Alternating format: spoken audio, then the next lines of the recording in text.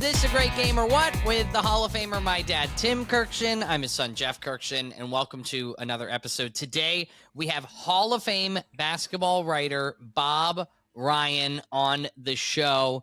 Dad, he's also a huge Seamhead baseball fan as well. Clearly, you'll get to hear that within the first 5 minutes of talking to him. Jeff, he knows more about the history of baseball than I do, and he's the greatest basketball writer who ever lived. And I just threw out an obscure nickname that I thought would just go by the wayside. And not only did he explain where the nickname came from, who gave it to who, I can't wait for everyone to listen to that. And if you don't recognize his name from his years with the Boston Globe and his writing on basketball, you might recognize him from Around the Horn, the incredible ESPN program that just last week is no more. Right. They are closing the doors on Around the Horn, and he is on the Mount Rushmore, the original cast of Around the Horn. If there was a Hall of Fame for Around the Horn, he'd be in that one too, Jeff, for sure. We have Bob Ryan joining us right now on Is This a Great Game or What? Special guest this week is Bob Ryan, the greatest basketball writer of all time, the quintessential American sports writer. Bob, this is my son, Jeff. Hey, Jeff, how you doing? And Hey, Bob, thank you for joining the show. Right. And Bob, in your honor, I am wearing my Walter Johnson High School fleece pullover since I went to Walter Johnson High School in Bethesda, Maryland. I worked for the school paper. It was called The Pitch. I did some work for the yearbook. It was called The Windup. And Bob's a great baseball historian. Well, I've been to Humboldt, Kansas, the birthplace of Walter Johnson. So there you go. That is so great. And I must say, Bob, of course, loves baseball, loves basketball. When Jeffrey was in the 6th grade, he was a good little athlete, Bob, but look, I'm going to embarrass him right off the top. He was in a rec league game, and he came in the second quarter and got like 8 points in like 3 minutes, all right, which was out of character for him. And he got the nickname the Microwave after that. You can appreciate that, of course. Of course I can. The Danny Ainge, I think it's my favorite nickname of the late 20th century in sports.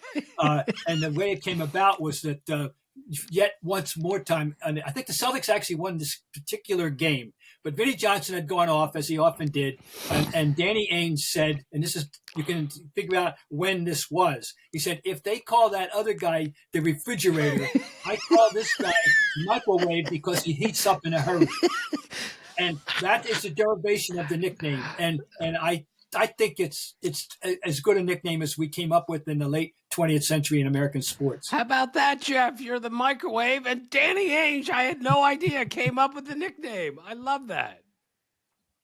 I have to say, it's embarrassing that was my season high, and it was 8 points. I didn't score before that or after that in that game. But that was my season high that year for sure. All right, Bob, we'll get back to basketball in a minute because we can't go too long without talking basketball with you. But this is a baseball podcast. So just tell us, you're 79 years old. You grew up in Trenton, New Jersey. How did you get interested in baseball? Where did your love of baseball come from? Oh, it's so simple. I am a product of DNA. My father was in sports. My father's life occupations, but generally were in sports. And when I was very small, up to the age of 4, he was associated with the Trenton Giants, the Class B Interstate League affiliate of the New York Giants. We had a team in Trenton, and the league disbanded after 1950. Okay, and so they came back later on, into Trenton. Although now they were the victim of that terrible evisceration of the minor league 2 years ago. They one of the many cities, the 40, that lost their team. Anyway, so baseball was in the blood there. I am firmly of the belief that I was in the present at the ballpark at Dunfield in Trenton on the night in the summer of 1950 when the Giants had signed and sent to Trenton a young outfielder from the Birmingham Barons in the Negro League named Willie Howard Mays Jr. And so he then spent the rest of that season in Trenton. Look it up. He had 353 for Trenton. and then advanced to Minneapolis AAA next year. Anyway, I was at every home game. My mother would and went to the games. So she said, so I had to be there. So I go back to Willie Mays in Trenton, New Jersey. Now, as a result of his affiliation with baseball, with the Giants, he got to know some Giants. He knew Mays. He knew Ray Cott, who was a backup catcher. He knew Al Corwin, who was a pitcher. He was in the wedding party of Bobby Hoffman, who was an utility infielder, who at one point in time held the record for most pinch hit home runs in a season with 6. It's been eclipsed. I believe Cliff Johnson, among others. Okay, and that's a name you can certainly relate to. Of course. Now, then in 1952, when I was 6, he takes a job at Villanova as the assistant athletic director and becomes head of their promotion department and comes up with a scheme whereby to help fill the municipal stadium in South Philadelphia, the home of the Army-Navy game all those years. If you bought, are you ready for this one? $10 worth of groceries at the Acme Market, you got a Villanova ticket. That's 1952. So, he filled the ballpark. I mean, he filled the stadium with 60,000 people against the likes of Ole Miss in Kentucky. So I was introduced to the Big Five before there was even a Big Five, and that wasn't codified until 1955. I started going to the Palestra when I was 6 in 1952. And I went to Villanova football games. I went to Villanova, the last game that Fordham played in Villanova before they disbanded football. They brought it back now, but at the Polo Grounds in 1954, I was at a Penn Navy game in 1953. I have sports, firmly in the DNA. Bob, wait, we got to go back. You saw Willie Mays when you were 4 years old. I did. I can't testify that I remember it, but I had to have been there. I know I was there because I was at every game. They took me to every game. That's amazing. So, Bob, on your all-time list of lists, where is Willie Mays among the greatest baseball players ever? Well, of course, the handful, the arguments about all-around players, Mays and Aaron. Of course, the guy with the big head that I won't remember his name. You mentioned his name. But he was a great player, obviously, whether he was aided artificially or not. But I'm partial to Mays. In fact, Mays, when he came back out of the Army in '54 and joined the Giants, I became a major Giant fan. And I remained a Giant fan until the guy with the big head came along, and I said, I can't take it. I'm not rooting for this team till he's out of there. So I stopped rooting for the Giants after many years. But I was with them in '54 when they swept the Indians. I was with them in '62 when they lost to the Yankees, and all the way through, I was a big Giant fan. So anyway, I was a Mays guy, and Mays versus Aaron. I think it comes down to those two in their time all around. And of course, Mickey. Mickey will always be a what if, or how much more he could have accomplished. We know if he had bothered to take care of himself, we know that. So, but I'll always stick up for Mason. In his day, stolen bases, that was the station to station era. Stolen bases weren't a part of the game. I mean, imagine if he were 20 years down the road in the Rickey Henderson era. And he would have stolen 70 or 80 bases easily. Of course. And hit 50 homers. He would have been the first 50-80 guy in baseball history. Dominic DiMaggio led the American League in stolen bases with 15 one year. That's how bad it was. Bob, Joe DiMaggio stole 30 bases in his career. And it just supports the point you're making here is that back then it was station to station, and the Yankees were so good. Why would you risk an out on the bases when the next guy was going to hit a 3-run homer anyway? Having brought this up, I'm going to raise the flag for somebody that gets overlooked in this discussion because people think about Maury Wills. The guy who put the stolen base back into baseball was Luis Aparicio. Right. He's the guy that reversed the trend and started things back on the way they finally peaked up in the with Rickey Henderson. But and now we got this new kid coming up. On God, that the Rays have. We'll see what he does. Right. He can fly. Right. Oh my God. But anyway, so Luis Aparicio was the guy who put the stolen base back in baseball. Bob, it's funny. I talked to my dad about our guests that are coming on. We talked through, what we, kind of a roadmap of what we want to go with. And he said, well, we want to ask him what makes him a seamhead because Bob Ryan is a big seamhead. You have proven throughout your career, but especially in the first 8 minutes of this interview, what a big seamhead you are. What did you just pull off your desk? What is that? Good time to pump our book. Bill, Chuck, and I have a book called In Scoring Position. And in here are 140 games that I have scored among the 1,400 plus or so that I've scored, or more, or 50, I lost track. But I've scored every baseball game I've been to, with one exception, since the beginning of the 1977 baseball season, when I was the beat man for the Red Sox. That one exception was the Cape Cod League game a couple of years ago that I didn't know I was going to go to, and I didn't bring my scorebook, and they didn't have a proper score sheet. Anyway, Bob, Bill Chuck was on our show. We had your writing partner there, Bill Chuck, on our show for the segment I Am a Seamhead, and now you guys have a book together. This is so perfect. It came out a couple of years ago. It's called In Scoring Position. And you have a representation of what the score sheet that I allude to has, and why it's, why we're writing about it. And I do, and then Bill comes in and fills in the blanks with history and things you didn't know, and comparisons and all kinds of great stuff. And he's a wonderful writer too. So anyway, this is proof of my baseball fidelity. That's for sure. I truly score every single game I go to. Right. And Bob, so do I, by the way. And I was always told, if you ever cover an old timers game, you have to keep score at that, because you get a chance to write in the name of Willie Mays or Mickey Mantle or Ted Williams. And I never got the chance to do that, even though I've covered baseball for 45 years. That makes sense also, right?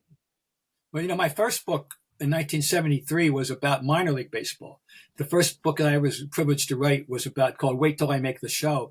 And it was about my extensive travels through minor leagues. And that was a baseball PhD for me. I learned so much baseball, and that set the table for the rest of my writing baseball career. Right. My first 2 years covering baseball, Bob, were Class A in Alexandria, Virginia. And it really, really prepared me for what the big leagues was going to be like. So anyone who's covered minor league baseball and has seen a bunch of games, it's absolutely crucial. It's the lifeblood of the major leagues. And Bob, I did a speech in January in Cincinnati, and I ran into a guy who told me he had been to 197 baseball stadiums, like 30 big leagues, and then 167 minor league ballparks over the years.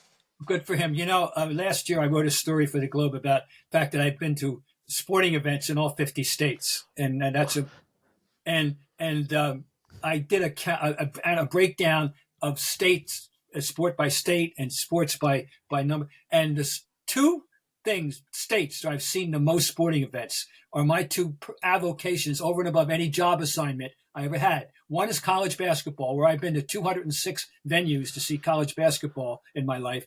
And the second was minor league baseball, where I've been to games in 31 states. And I'm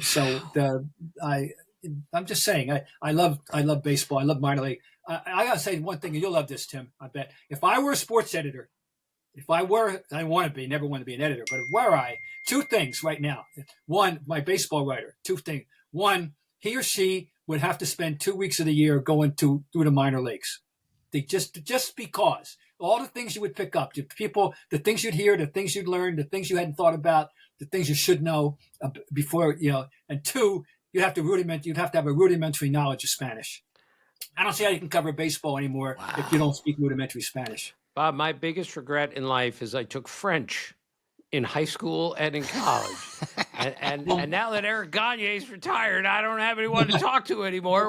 Moi aussi, je parle beaucoup de français, mais aussi, je parle l'espagnol meilleur, obviously. I was not expecting French from Bob Ryan today. Je m'appelle Timothée. Je suis Américain. Never mind. Enough of that. So, Bob, Jeff, ask Bob the question that we had on the podcast last year, because he's the perfect guy to answer this question. All right.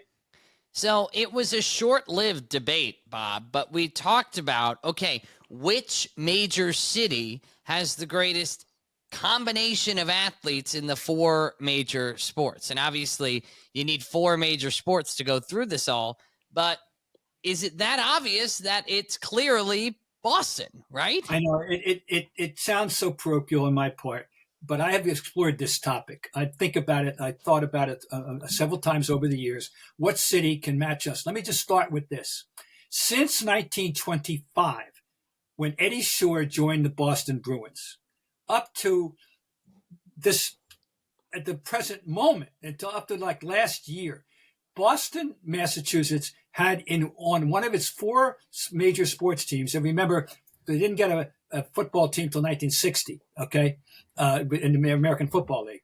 But remember, at least one, no doubt, no questions asked, first ballot Hall of Famer in residence in the city, straight through from 1925 until 2014. And we lost. We have none right now. The last one we had was Patrice Bergeron. He certainly will go in. There's no question. Honestly, we had, so let's start with that. We had that 8 decade unbroken succession of at least one resident Hall of Famer. Our Rushmore, for example, this isn't too bad. Ted Williams, Bill Russell, of course, Tom Brady, and I'm trying to. You can go Bobby Orr, of course. Okay, I challenge any city to match that. But Bob, we tried to come up with a close second, and I'm not sure we really came up with a close second. Each one has one sport that just can't match the 4 guys in Boston. And just think of the guys that are also Rans. A guy named Bird, a guy named Bork. For example, a guy named Yastrzemski, but certainly. But anyway, I think our Rushmore. I'll put it up with anybody. I absolutely positive. Right. All right, Bob. Yeah, I don't even think there's a debate there, Dad. No, I don't. I don't see. Right. There's so many loaded questions here, Bob, but I'm going to ask you another one. Bill Russell plays today. Who is Bill Russell if he plays today? Because I'm sorry, if Bill Russell is the greatest rebounder and the greatest defensive player in the history of the league, Bob, you know way more than I do. Am I overstating this? Bill Russell today leads the league in shot blocking and rebounding, as if he never left. And his last game was May 5th, 1969, in the Forum when they beat the Lakers. He was an athlete so far ahead of his time. People don't understand this. The youngins don't get it. They don't understand. It was definitely ahead of his time. There's no rebounder like Bill Russell today. Nobody that had the timing. He was talking about athleticism. As he told me in my face, I could kick the rim.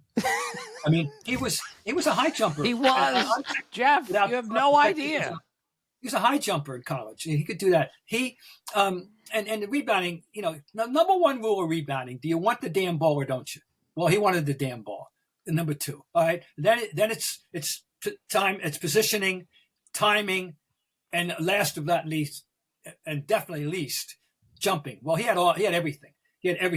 He wanted the ball. He positioned himself. He had extraordinary timing and anticipation, and he was a great leaper. And unlike a lot of show-offs today, he didn't try to knock the shot block into the third row. He tried to direct the balls to a teammate to start a fast break. And it's a technique that you don't know. Nobody has that technique today. Bob, but he's blocked shots with his right hand and his left hand, right? There's some guys who just do it, Jeff, with their dominant hand. He'd use both hands to block shots. The other thing about it, in today's game, in terms of pick and roll, he was made to be a pick and roll defender. Right. His lateral mobility was extraordinary. Right. So he would have flourished as a pick and roll defender, which a lot of centers. Some are good and some aren't, and he would have been perfect for this game. All right, Jeff, sorry, Bob. I'm the ultimate list guy, at least in our house. Bob's the ultimate list guy in everyone's house. All right, so the 5 greatest Celtics are Russell, Larry, Cousy, Havlicek, and who is the 5th greatest Celtic ever? Because I struggle with this all the time. You won't believe this, but I had this very discussion yesterday when I was being interviewed for someone's project. Jeff, yesterday. Probably 22 hours ago from where we as we said, I answered the same question. I have debated this one. Okay, you have the right 4. And chronologically speaking, I always list them as chronologically so people don't, Cousy, Russell, Havlicek, Bird. Unquestioned. That's the Celtic Rushmore. No question. Okay. Who's number 5? Candidates include Cowens, Sam Jones, Paul Pierce. Okay. And that's it. That's the next level, I think. Okay. And the there's a guy right now that if he keeps going the way he's going, is going to enter into that discussion, and that's Jason Tatum. I mean, he's on his way. He's only 27. He's got a lot more to give. Now, we don't know how he's going to recuperate from this awful Achilles. We don't know what he's going to be like. So, but he was on his way. Okay. I am a Cowens guy personally, but one more, McHale. Right, I forgot. right. I knew there was one more. Evan McHale. Okay. I have come down on record and said Pierce, and I went on record early as 2020, 02 or 03, after he had a great playoff performance. And I said, he is the greatest scoring machine in Celtic history. And I know that Havlicek people don't want to hear it. Bird people don't want to hear it. And God knows nobody loved Larry Bird more than me. But I'm talking about all-around ability to get the ball in the basket. Paul Pierce had more ways to get the ball in the basket than reliably than any Celtic ever. I mean, he could always get his own shot. There were guys that could make Larry work a little hard to get his shot.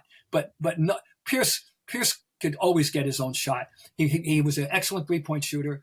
The best finisher on the fast break I've ever seen in Celtic uniform was Paul Pierce. And don't foul him because he's nearly a 90% shooter. What's left? This is slightly more. He wasn't Larry Bird. He didn't have the passing ability. Didn't have the rebounding. He wasn't Larry Bird. He was himself. But as a pure scorer, I think he is the greatest Celtic scorer ever. Wow, that's so cool. All right, this is a little more difficult. The Mount Rushmore of Red Sox. Now, I think we have to be clear here that it's got to be Ted Williams, Carl Yastrzemski, and David Ortiz based on the championships and the postseason. Bob, you can argue with me, but those are my three, and I have really a hard time finding the fourth Red Sox because, as you know, so many of them, including Roger Clemens, played half of their career somewhere else. Who am I missing on the Red Sox? Red Sox very four. Good question.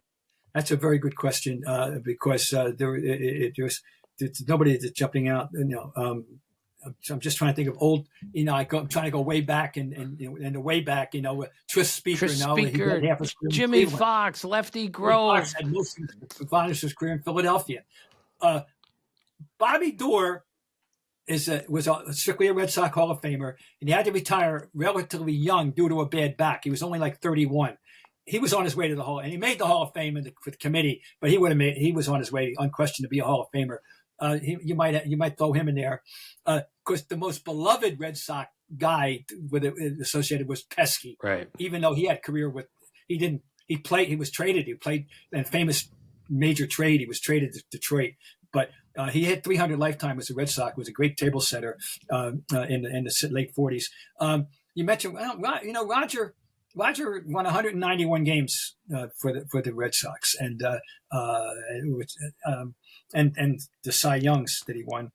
That's a very good one. I haven't pondered that one as deeply as I pondered this one. But that's a very, very good question, and I think you're right. If he had been here a little longer, Pedro, but the career was he came here in '98 and he was gone after '04, so it's only 7 years. I don't know. I mean, but Roger had a decade. A little 12.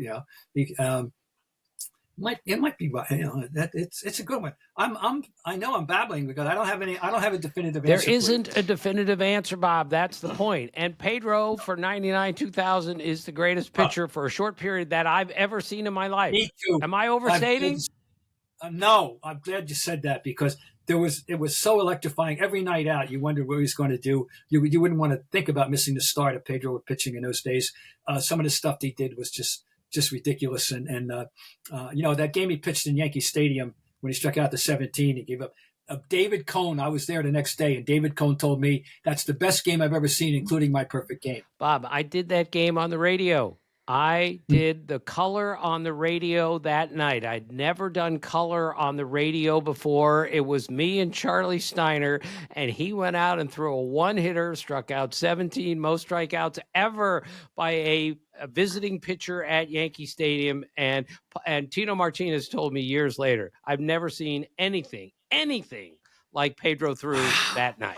Chili Davis hit the foul pole. He did. Right? That was Chili Davis hit a home run, and that was not only the only hit they got, it was the only base runner they got, and it was the only ball they hit hard the whole night. It was a foul pole down at the shortest right field in second shortest right field in the American League. Amazing.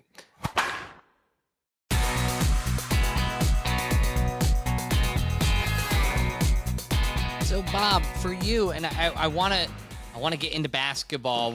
This has been such a great conversation, but I would be remiss if I didn't ask. So I'm 31 years old. So I genuinely, honestly don't think I know a time in my life I can remember vividly without Around the Horn. And you, I mean, obviously a Bob famed is on the writer. Mount Rushmore. You are on the It's exactly what I was going to say. Sorry, You're Jeff. a Mount Rushmore member of Around the Horn.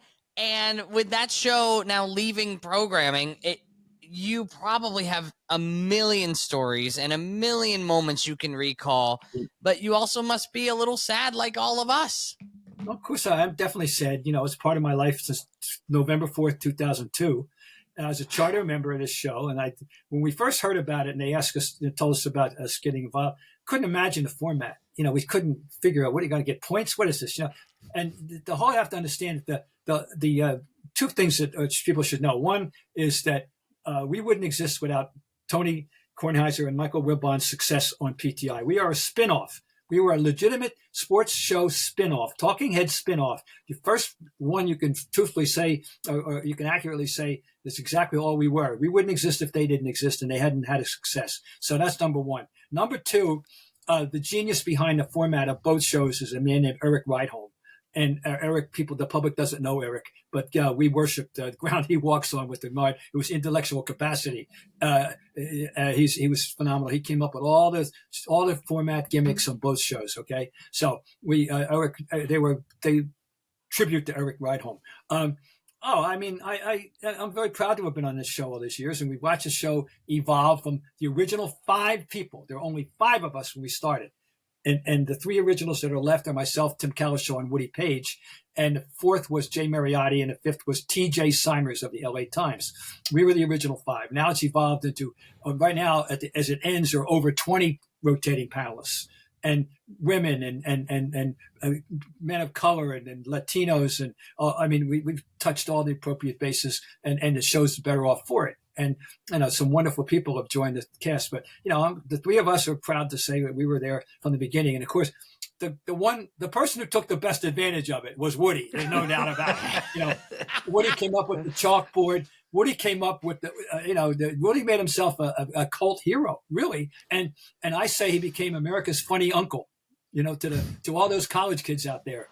And so I take it off, salute Woody, who I've known since 1973 when he was working in Memphis and I was covering the Celtics, and I arrived in Memphis for an ABA-NBA exhibition game. And we finally met after having written for the same postseason publication, but we had never met. And so I've known Woody Page now for 52 years. So, Jeff, just to show you the power of television, I saw Bob Ryan introduced somewhere or written about him, and it says Bob Ryan, he's one of the panelists on Around the Horn. And then there's a comma. He also writes for the Boston Globe.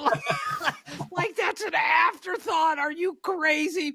Bob, when you see and hear that, Tim, I long ago had to reconcile myself, to that reality. Okay. People these kids today don't have any idea, that I wrote, and I still do write periodically. I write during every month for the Globe Sunday column. I've been doing something for the Globe since I officially retired in 2012 from full-time duty, but that's a reality of it. But, the flip side is that TV, the notoriety, it just changes your life. I will be recognized, I'd say 300 out of 365 days a year somewhere. I don't have anywhere. I've been recognized everywhere from, Washington to San Diego to Amsterdam. I remember walking down the street in Amsterdam, and somebody came up because it was an American and they recognized me. And that's the reality of television, the power of TV, of course. It's amazing. And Jeff, you may not know, but a bunch of these guys, Hall of Famers, meet on DanShaughnessys Porch in Newton, Mass. every Wednesday. Bob, how long has this been going on? It's been going on. They celebrated the 200th anniversary. Appearance. Not anniversary. The 200th renewal of this thing a couple of weeks ago, last month. And so it goes back due to the division of 52 into the 200, and you get the answer. It's well over 4 years. I'm not a charter member. I stumbled into this a couple of years ago when I was part of a group that was invited to go to a Worcester Red Sox baseball game, and it turns out that the core group was this group that meets every Wednesday at Dan's house, and I was invited to participate, and I became a member of the club, and we have met unbroken. He has met unbroken at Dan's porch for over 200 weeks now, about 200, 6 or 7 weeks, rain or shine, and holiday or not. This year, Christmas Day was a Wednesday, but they decided that a quorum was 2 people, and a couple people showed up, so we kept it going. We just sit and talk. There's no format. We just sit and talk. Just guys that love sports, love music, love life, and we just sit and talk, and we have T-shirts we put in. But the genesis of it, it was this. Dan's from Groton, Massachusetts, a little town northwest of Boston or northeast, and he went to Holy Cross, and he grew up with a couple of these guys that went to Holy Cross as well. And one night they were there with their wives, and they were yapping about Groton this, Groton that. And one of the wives said, "Oh, you guys always talking about Groton. You think everything revolves around Groton." He said, "Well, it does." And she said, "I'll tell you something that doesn't revolve around Groton. Yalta, okay? Well, guess what? Guess where FDR went to prep school? No way. Groton Academy. So that fired them up, these guys. and they started this group.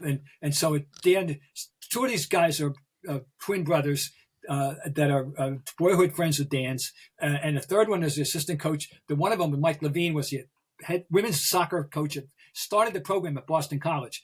Pete Council, one of the group, was his assistant. And anyway, the group has expanded. It includes Richard Johnson of the Sports Museum in Boston, Joe Britannia, who's Mr. Hockey in so many capacities, including former commissioner of Hockey East, and Bruins goalie coach. He's one of our guys. And we've got a core group of about 10.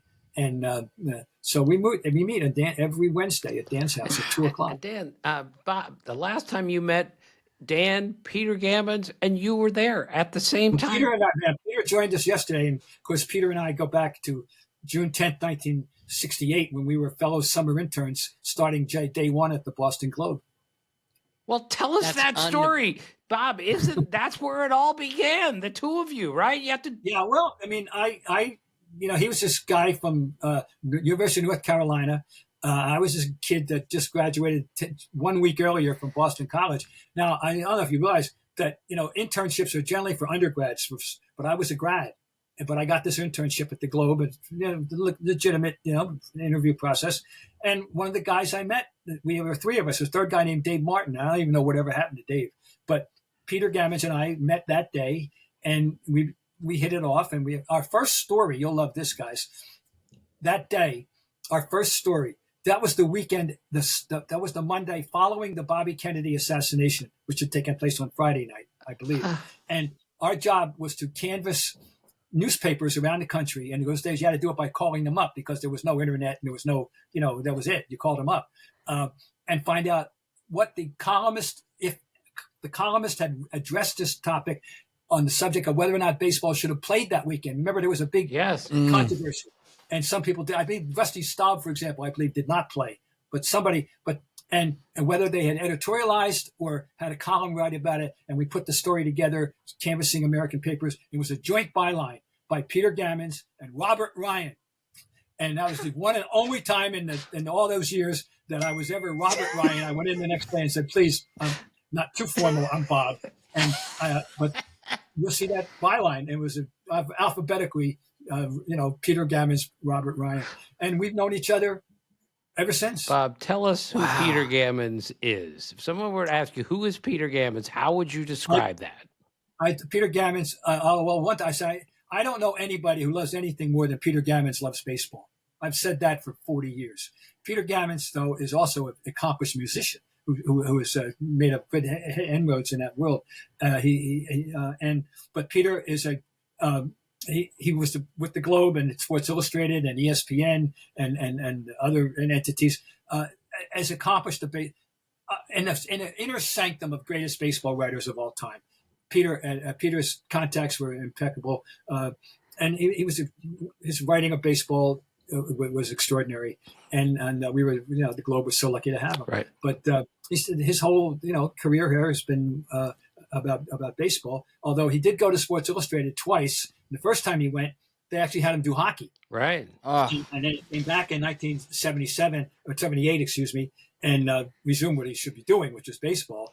And then he left again in '86 to go to Sports Illustrated from the Boston Globe.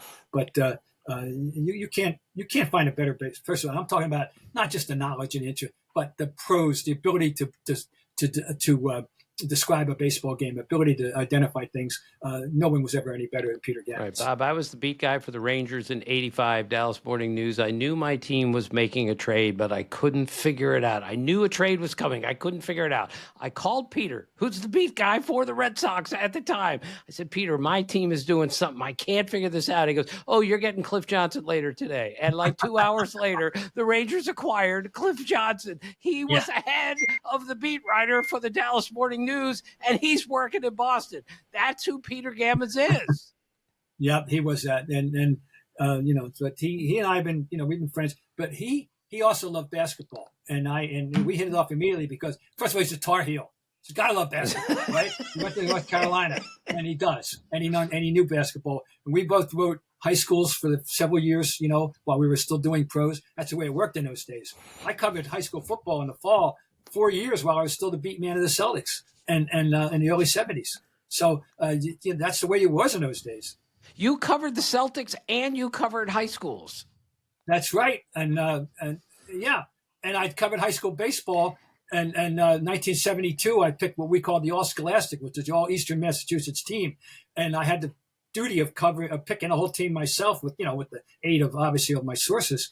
And I had a couple of a major league pitcher on the team, Mark Bombach. Really? And I had. Yep, and Glenn Tufts, who would have made it definitely a first baseman for the Giant organization, except he broke a leg and he never recovered properly. But I had the responsibility at age 25 of picking this All Scholastic team. Yeah. Wow. Now, Bob, maybe this is a bit of a self-serving question here, but talking about writers in Boston, did you ever have any run-ins with our family member, Stephen Kurkjian of the Boston Globe in the investigative area? So clearly not in the same wing of the building. No run-in, but we were acquainted. And I knew Stephen casually. We knew each other a little bit. Yes. And I remember, well, anyway, so the answer is absolutely yes. But no confrontation, no reason for anything like that. Right. He was one of the many, people that that liked us and liked the sports, and we would converse at times. Sure. Right. Stephen used to always tell me, I want to do what you do. He won like 3 Pulitzer Prizes, and he wanted to be a beat writer at the Dallas Morning News covering the Rangers. I said, I think, Stephen, you're a little overqualified for this job. Best investigative reporter the Globe has ever had. No, it was terrific, and we had. It was a privilege to work for that paper. And I say to people, I'm glad I did it when I did it, as well as where I did it, and no regrets there at all. Right. It was wonderful. Bob, the Sunday Globe, 40 years ago, 50 years ago. How do we explain that to people? There's nothing like it because people don't have the resources that we were given, and we were lucky enough to have this talent. One way I'll try to explain it to people. At one point in time, the primary people on each of the 4 major team sports, were myself in basketball, Peter in baseball, Will McDonough in football, and Fran Rosa in hockey. What do we have in common? We're all in the writers' wings of the 4 sports respective Hall of Fame. And I don't think any other paper, well, no, it'll never happen again because, papers are dying. It'll never happen again, but I don't think any other paper can make a claim like that. And that was just one of our many claims. We had a bench at the Globe, we'd have assignments in the tournament stuff and whatever in the 80s. Our bench had people like Ian Thompson, Jackie McMullen, Mike Madden. These are all terrific people. Jackie's as acclaimed as any woman sports writer has been in the last 40 years herself. Mike Madden is a wonderful, wonderful football writer and a columnist. Anyway, it was a joy. But it's funny we're talking about this just that we owed it all not just to the sports editor, but the editor of the paper was a guy named Tom Winship, and he was not necessarily knowledgeable about sports or a crazy sports fan, but he recognized the importance and impact of sports in Boston. And he wanted to have a premier sports section. And he provided our editors with the resources. I mean, you had an idea, I need to go here, I need to go there. Unless you were asked to go to Mars, they said, sure, see you later. Let me know when you get back. And I mean, we used to go out and do these wonderful feature stories that you don't see in papers anymore. You just don't see them, except The Athletic. Okay, that's the one place. I'll give them credit. But the average American paper doesn't have the resources, sometimes not even the foresight and knowledge to do the stories that we routinely did 40 years ago. So now we're saying Boston sports is the greatest Mount Rushmore of athletes in all four sports, and the Boston Globe has the greatest Mount Rushmore of sports writers of all time, which I think is a claim to fame, and I can't disagree with it. It's incredible, the coverage and that team, those four writers. It's unbelievable. Well, our Sunday paper then with the notes columns, we had notes columns on all four major sports, notes column on golf. We had the greatest tennis writer America has ever produced in Bud Collins. He was better. He was our king of king. He was of all the people on the paper. Nobody had a bigger public profile or more notoriety within his world. And that includes Will McDonough in football, as Bud Collins had. As you know, he became a noted commentator on tennis for NBC, but before that, he was a sensational sports columnist. And we had a tremendous staff, and it was a glorious time for sports writing in Boston. All right, so Bob, the Pope Leo is a White Sox fan. He's American and he's a White Sox fan. Does this intrigue you like it does the rest of us? I learned about the Pope's election via X, Twitter. Okay, that day, and I said, "Wow, Pope's from Chicago," and okay, and then the first thing that came up was they were identifying him as a Cubs fan, and that was quickly, as we know, that was, and he was shot. That was shot down by his own brother. So no, White Sox, okay, and we saw the picture that they posted about the 05 World Series thing.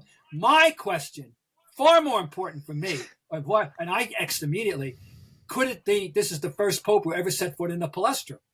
And I mean, because he went to Villanova. Right. And this hasn't been categorically established yet that anybody said, he went to a Villanova game, he went to Villanova games in the Palestra.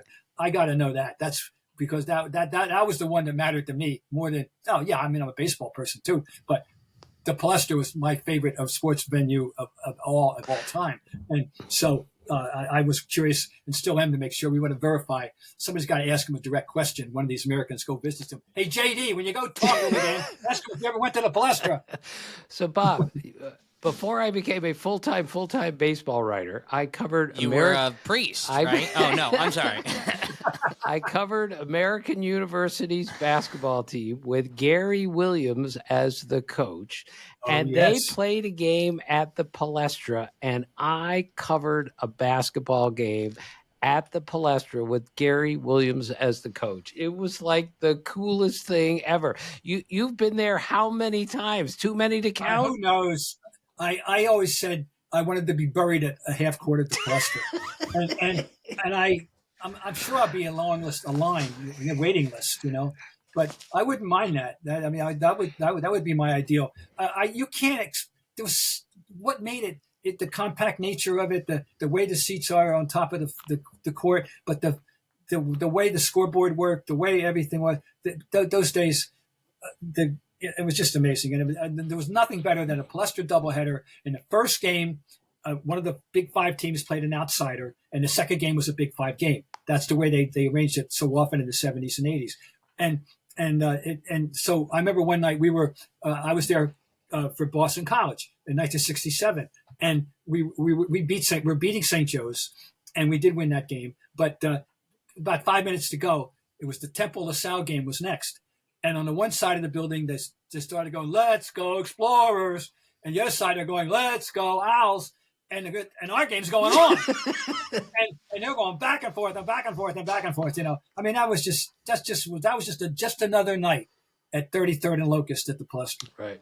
So, Bob, this is terribly self-serving, but in 1997, I was covering the NCAA tournament for Sports Illustrated, and they had a regional in Kansas City. So I go to this dinky little gym near the venue, and I'm the 10th guy in because I was the last guy to get there. And I look around, and Scott Wedman is on my team. Now, he had retired only a few years earlier.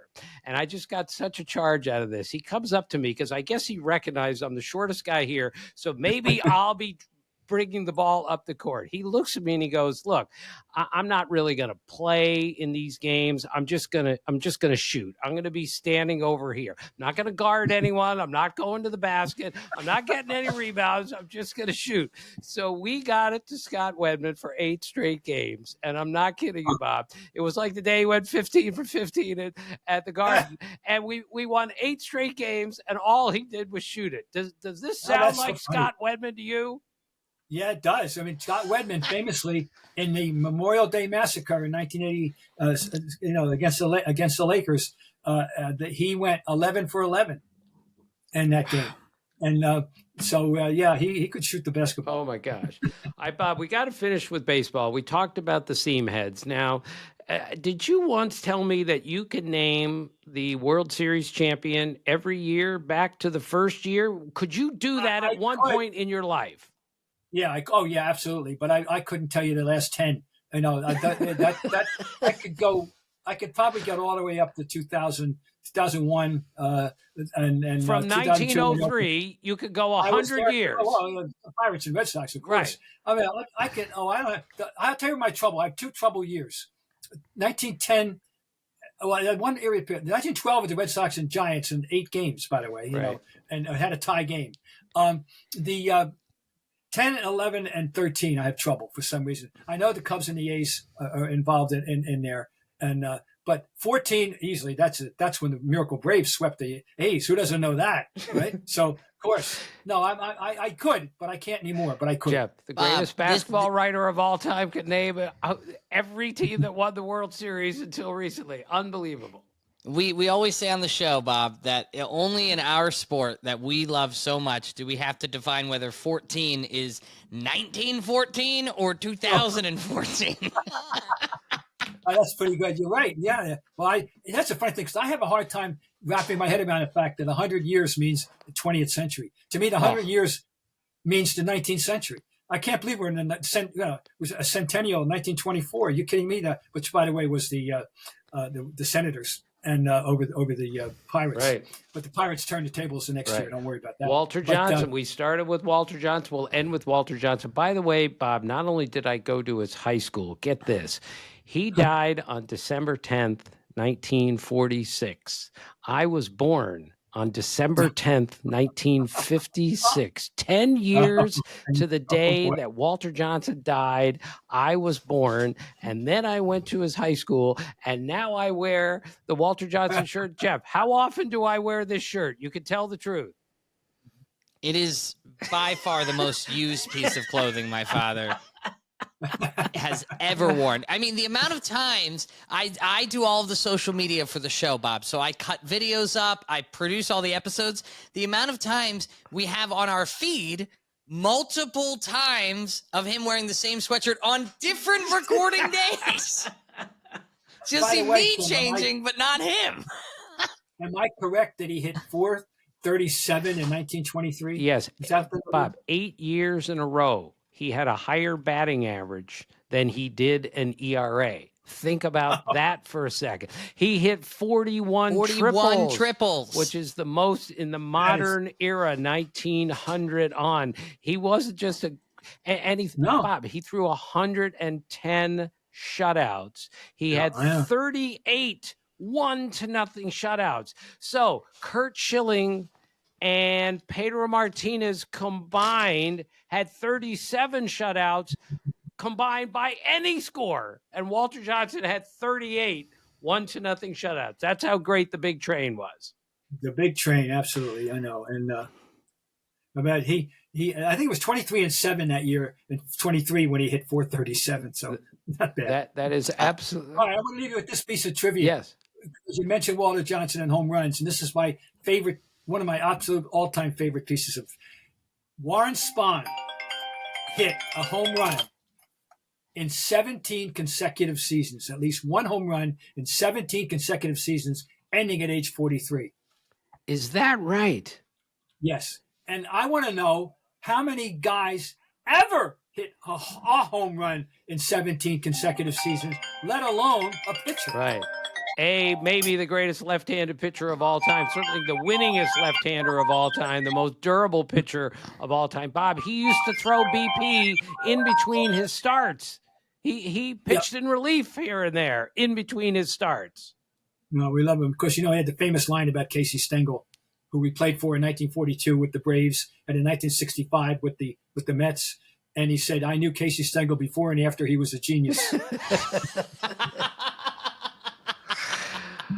Oh, it's so great.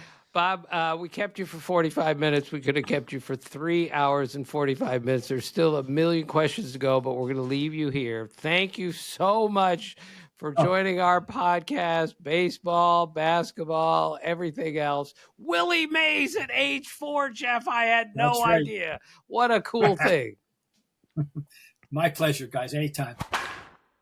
Thank you to Bob Ryan for being our incredible guest this week on Is This a Great Game or What? Laughing, great stats. He gave you a Kurkjian at the end there. Jeff, so typical of Bob Ryan, greatest basketball writer ever. Told me a couple things about baseball that I did not know. That is who Bob Ryan is and always has been. Don't forget to subscribe and follow wherever you're listening right now. A new episode tomorrow, Tuesday, Wednesday, Thursday, here on the feed. Thank you so much for listening. And as always, thank you for being a part of our family.